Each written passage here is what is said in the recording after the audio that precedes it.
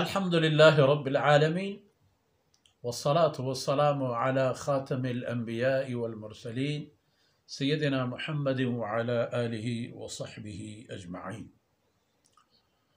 أعوذ بالله من الشيطان الرجيم. يا معشر الجن والإنس إن استطعتم أن تنفذوا من أقطار السماوات والأرض فانفذوا لا تنفذون إلا بالسلطان فبأي آلاء ربكما تكذبان فإذا انشقت السماء فكانت وردة كالدهان فبأي آلاء ربكما تكذبان. سبحانك لا علم لنا إلا ما علمتنا إنك أنت العليم الحكيم. رب اشرح لي صدري ويسر لي أمري واحلل عقدة من لساني يفقه قولي واجعل لي وزيرا من أهلي رب زدني علما وارزقني فهما ثم أما بعد. گرامی قدر بھائیوں، بہنوں اور پیارے بچوں، سورہ رحمان کی شان تو ابتدا میں تو آپ نے دیکھ لی، سن لی کہ الرحمن، یہ سارے کردار جو آگے آئیں گی، ساری حقائق وہ رحمان کی مہربانی اور توفیل اور اس کی طاقت سے. تو یہاں ایک چیلنج ہے، چونکہ کائنات میں موجود جتنی مخلوقات ہیں ان میں ایک قسم کی بالادستی اللہ رب العزت نے انسان کی سپرد کر دی ہے، اور انسان کو یہ استعداد اور صلاحیت ہے کہ وہ اس کائنات میں اپنا کچھ چلائے، کچھ مرضی چلائے، کچھ تعمیر، کچھ تخریب اور کچھ اپنے افکار اور نظریات وغیرہ. لیکن ایک بات کے لیے فرمایا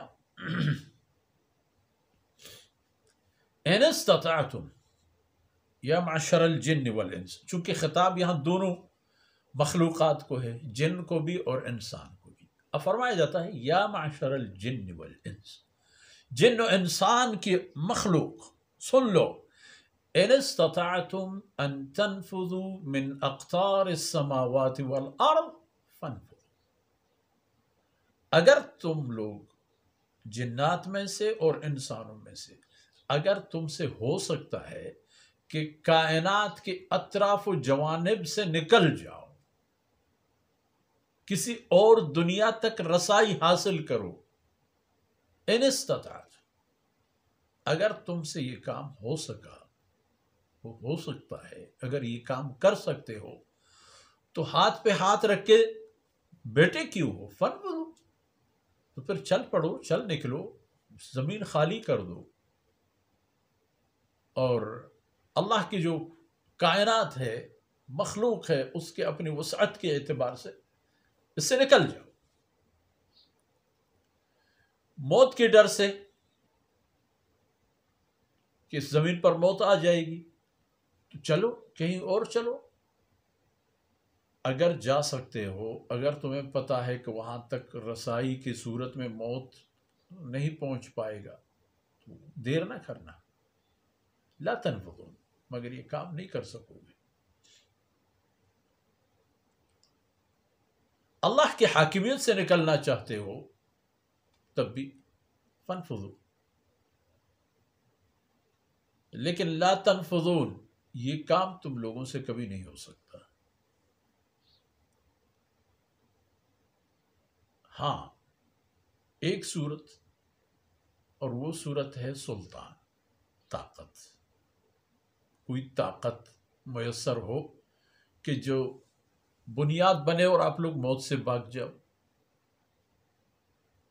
اور اپنے پسند کی کسی دنیا میں جا کر بسو. لا تنفذون الا بسلطان، بغیر کسی طاقت اور واسطہ اور تعلق کے یہ کام تم سے نہیں ہو سکتا. اور کائنات کی وسعت اور پہنائیوں تک رسائی حاصل کرو گے تو اس وقت حاصل ہو سکتا ہوگا کہ جب تمہارے پاس کوئی بیرونی طاقت ہوگی. آج کا انسان اگر مدعی ہے کہ وہ زمین کی کشش ثقل سے نکل سکتا ہے؟ ان سے اگر پوچھا جائے کہ کتنے فیصد خلا تک جا سکتے ہیں، کسی اور سیارے تک ان کو جا کر کے موقع ملے گا مطالعہ اور ریسرچ اور تحقیق وغیرہ کا، کتنے فیصد لوگ؟ تقریباً کوئی 60-70 سال پہلے سے یہ سلسلہ شروع ہو گیا اور خلا میں رسائی کی کوشش کی گئی، اب تک اتنے عرصے گزر گئے، اتنا زمانہ بیت گیا، جو لوگ خلا تک پہنچ سکے، زمین کی مدار سے نکل سکے، گنے چنے افراد ہیں، اربوں انسانوں کے اندر سے گنے چنے اتنے لوگ جن کو انگلیوں پر بھی گنا جا سکتا ہے۔ تو مطلب یہ ہوا کہ نہیں نکل سکو گے، اور اگر وہاں جاؤ گے تو وہاں بھی یہی اللہ کی حاکمیت، وہاں بھی اگر اس خطر سے جا رہے ہو کہ بس یہاں تو موت نہیں آئے گی، فَإِنَّهُ مُلَاقِكُمْ، وہ موت وہاں بھی دبوچ لے گا تمہیں۔ یہ یاد رکھنا کہ اللہ کی حاکمیت، اللہ کی نعمت، اللہ کے حکم ہر جگہ موجود ہے۔ فَبِأَيِّ آلَاءِ رَبِّكُمَا تُكَذِّبَانِ، تو پھر اپنے رب کی کون کون سی نعمتیں جٹلا سکتے ہو؟ دلیل اور حجت ہے تمہیں کہ اللہ کی کسی نعمت کو قبول نہ کرو، نہ مان لو۔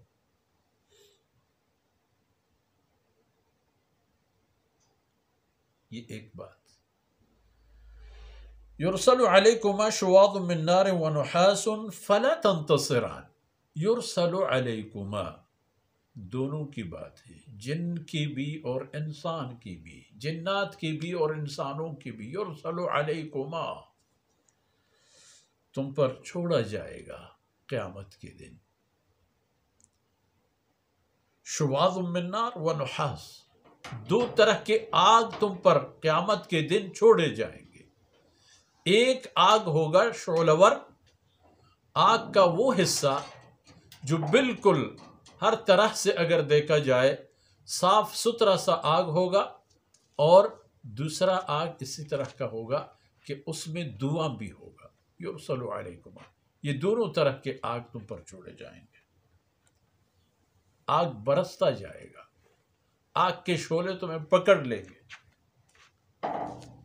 اور پھر مزے کی بات یہ ہوگی کہ فلا تنتصران، نہیں چھٹکارا پا سکو گے، ان آگ کی شعلوں سے اپنے آپ کو نہیں بچا سکو گے، ان دھواں سے اپنے آپ کو نہیں بچا سکو گے۔